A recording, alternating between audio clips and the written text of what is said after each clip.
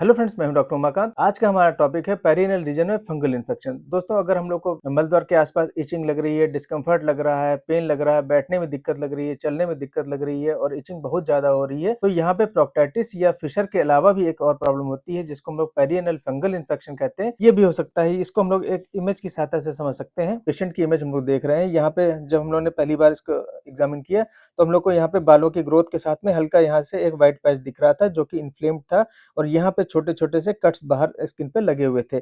जब हम लोग यहाँ पे सारे हेयर्स को रिमूव किया, जब भी हम लोग फंगल इन्फेक्शन की डायग्नोसिस बनाते हैं तो सबसे पहले हम लोग को यहाँ से हेयर्स को रिमूव करके अपनी प्रॉब्लम को सही से देखना चाहिए कि उसका कितना एक्सटेंशन है, वो कितने पार्ट में फैली हुई है। जब हम लोगों ने इसको क्लियरली देखा तो यहाँ पे हम लोग को इन्फ्लेमेशन दिख रहा था, यहाँ पे जो स्किन है थोड़ा-सा उठी दिख रही थी और एक पूरा एक पैच ये फंगल का यहाँ पे हम लोग को दिख रहा था।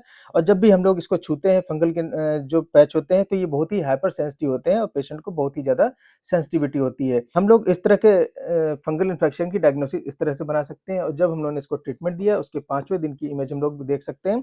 यहाँ पे जो इन्फ्लेमेशन है वो काफ़ी कम हुआ, यहाँ पे जो हाइपर सेंसिटिविटी थी वो भी काफ़ी कम हो गई। इसके ट्रीटमेंट में हम लोग कुछ एंटी फंगल सोप्स यूज़ कर सकते हैं, एंटी फंगल क्रीम्स यूज़ कर सकते हैं या हम लोग डस्टिंग पाउडर पाउडर यूज़ कर सकते हैं। इसके जो मेन कारण होते हैं वो नमी और गीलेपन की वजह से ही हम लोग को यहाँ पे फंगल इन्फेक्शन बनता है। अगर हम लोग नमी और गीलेपन को यहाँ से समाप्त कर दें, चाहे वो किसी वजह से हो, जैसे हम लोग को ग्रेड 4 का जो हेमोरॉइड होता है वो भी यहाँ पे नमी गीलापन बना के रखता है। यहाँ पे एनल डिस्चार्ज की वजह से, यहाँ पे एनल फिस्टुला की वजह से भी यहाँ पे डिस्चार्ज आते हैं। अगर हम इन सारी चीज़ों को समाप्त कर दें तो हम फंगल इन्फेक्शन को ठीक कर सकते हैं।